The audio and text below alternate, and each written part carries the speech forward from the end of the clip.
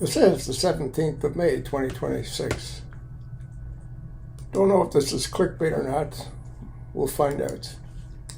Put up by Faxverse. They got 9.08 million subscribers. We finally have footage of the JFK shooter caught on camera. Plays for 12 minutes. Let's listen. From Dallas, Texas, the flash, apparently official. President Kennedy died at 1 p.m. Central Standard Time, 2 o'clock Eastern Standard Time, some 38 minutes ago. John F. Kennedy's assassination is the kind of event that never really leaves pop culture. It lives in documentaries, debates, and the familiar phrase, where did the shots come from? So when we say we finally have footage that could show the shooter, it instantly grabs attention. The claim circles around a lesser-known home movie called the Orville Nix film, shot on November 22, 1963 in Dealey Plaza. Unlike the famous Zapruder film angle, Nix's camera kept the grassy knoll in view during the crucial seconds. That single detail has made his footage a magnet for suspicion, analysis, and legal fighting for decades. Let's walk through who Nix was, what his film actually shows, why the original went missing, and why a new court battle is trying to bring it back into the light, because this story is all about whether a camera really caught what history still argues over. A man with an 8mm camera. Mr. Nix, where were you on November 22nd, 1963?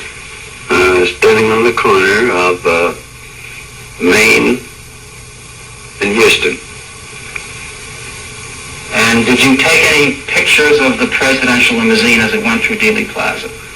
Yes, I've taken pictures before and after, before the assassination and during the assassination. Before we get into lawsuits and missing reels, it helps to hear it from the man who held the camera. In this interview, Orville Nix explains he was right there in Dealey Plaza, taking pictures and filming the motorcade, and that his camera captured the assassination as it happened. It's not a theory, it's a witness describing his own position in plain language. Nix was not a professional news cameraman. He was an engineer in Dallas carrying a Keystone Auto Zoom model K810 8mm movie camera, the kind people used for family reels and local events. On November 22nd, he stepped out to record the president's motorcade, expecting a keepsake and ending up with footage that would be analyzed for decades. He started near the intersection of Main Street and Houston Street, filming as the limousine approached. Then he moved west along Main, about 20 to 60 feet, and ended up on the south curb. From there, his frame held the grassy knoll behind the passing car, which is why his film still sits at the center of the second shooter debate. The drawback is that the footage is visually challenging. Nix used Type A film designed for indoor use and did not have the filter that would normally correct it for daylight. The image is darker than many other films shot that day, which makes distant details harder to pin down and easier to argue about. What the Nix film shows.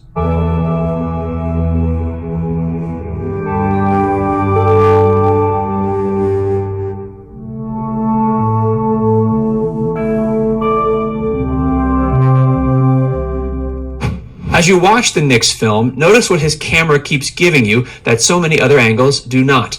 The motorcade enters the plaza, the limousine moves north on Houston Street towards the Texas School Book Depository, and then it turns onto Elm. Through those crucial seconds, the grassy knoll stays present in the background, sitting there like a quiet question that never goes. Even from nearly a block away, the footage captures moments most viewers recognize instantly.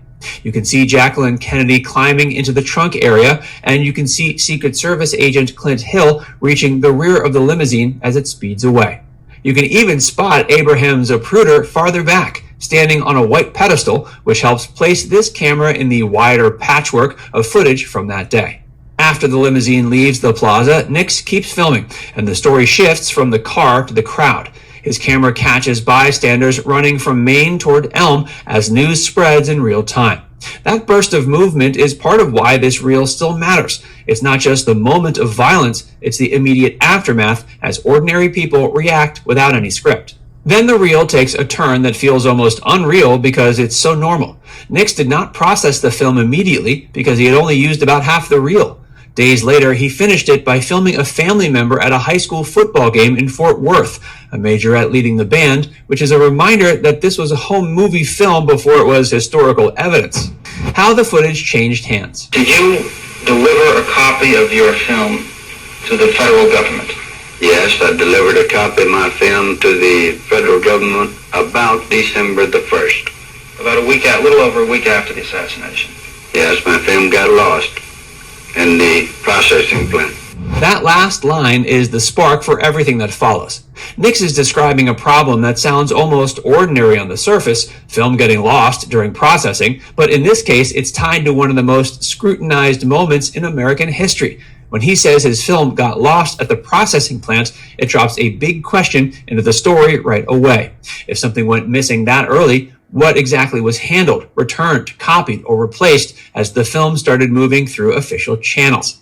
And that is what makes the chain of custody so important with the Nix footage. After the assassination, the FBI alerted film processing labs in the Dallas area to be on the lookout for assassination-related reels. Once Nix's lab realized what his reel contained, he delivered the film to the FBI office in Dallas on December 1st, 1963. It was returned to him 3 days later, but from that point on, the film's journey becomes a story of copies, transfers, and competing interests.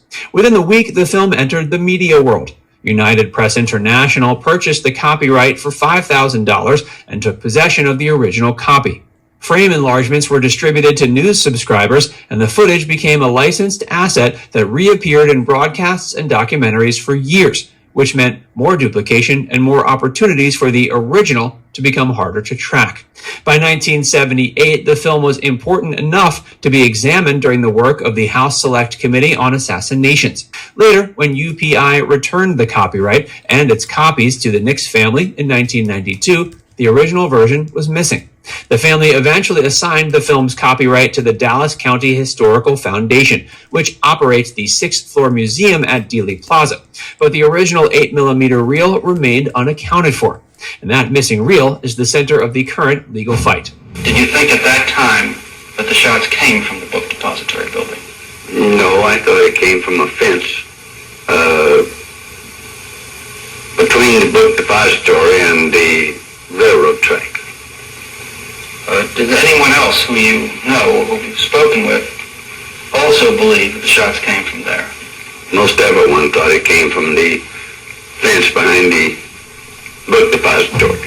This moment matters because it reminds viewers that the grassy knoll debate was not invented decades later. It was part of the confusion right there in the plaza. Nix describes his own impression at the time, and he points towards the fence area as what he believed in the moment. That lines up with why the Nix film gets so much attention. His camera angle keeps that area in view during the critical seconds. Is that copy the same as the original which you gave to the FBI on December 1st? I would say no. There's some films maybe missing some frames. Some of the frames were ruined. Does the film which you have at the present time have the same number of frames as the film which you delivered to the FBI on December 1st? I would say no, but it's cause of losing maybe a frame here and there. This is the other key theme, and it's the one that turns the film into a custody fight. In his filmed interview with Mark Lane for Rush to Judgment, Nix raised the possibility that the film he received back may not have been identical to the one he shot.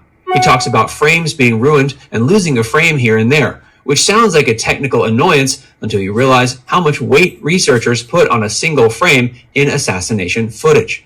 Now, that statement does not prove a swap happened, but it explains why the chain of custody matters so much.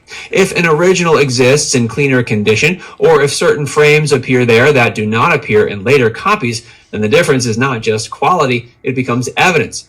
And it becomes leverage in the argument over what can be seen and what cannot. Nix also described a shift in perspective. He said he initially believed the shots came from behind the stockade fence, but later was told there was conclusive proof the shots only came from the Texas School Book Depository, and said he was convinced by that. Whether viewers agree with his final view or not, it shows how eyewitness impressions collided with official conclusions and public doubt. The lawsuit and the new tech promise. His film is the only one that shows the grassy knoll, that shows the assassination sequence, and then shows the afterwards of the assassination sequence. It's a very important film. That short statement from his granddaughter sets up why the story is alive again today. Decades after Nix died in 1972, Linda Gale Nix Jackson pressed the missing film issue into court, arguing it makes no sense for authorities to lose evidence of this scale. For the family, the missing original is not a collector's item, it's the cleanest source, and it's the one they believe could answer questions copies never could. When we got the film back from them several days later, Dad called me and he said, "Son, I don't think this is what we showed. It looks like something may have been done." And I said, "Well, Dad, if you feel that way, you need to ask them what did they do to it." That clip captures the family's core frustration in plain language. The legal fight focuses on the original reel that vanished after the 1978 era of analysis and custody. In January 2026, a federal judge allowed the case to proceed, opening the door to discovery that could force clearer answers about where the film went and who handled it when it disappeared. The family argues the government effectively seized the footage without compensation, raising a Fifth Amendment claim. The lawsuit also sits inside a larger history of assassination records, including the 1992 JFK Records Act and the long process of collecting and disclosing material connected to the case. The family's damages claim has been described as enormous, approaching about $930 million with decades of interest, and that headline number has pulled fresh attention to a film most people have never heard of. Technology is the other hook, and it's where the caught-on-camera claim gets its modern push. The family's attorneys argue that modern scanning, optics, and artificial intelligence could extract details from an original 8mm source that older technology could not. It may not produce a perfectly clear image of a shooter, but if the clean original exists, it could be analyzed in ways that were simply not possible when the first film disappeared. Now it's...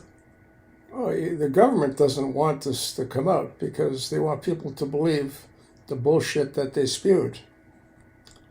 That Kennedy was assassinated by Lee Harvey Oswald, which is total bullshit.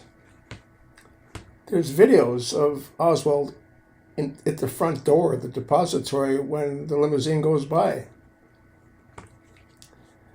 But they want us to believe what they want us to believe. I'll attach the link. Pass it along, and thanks for listening.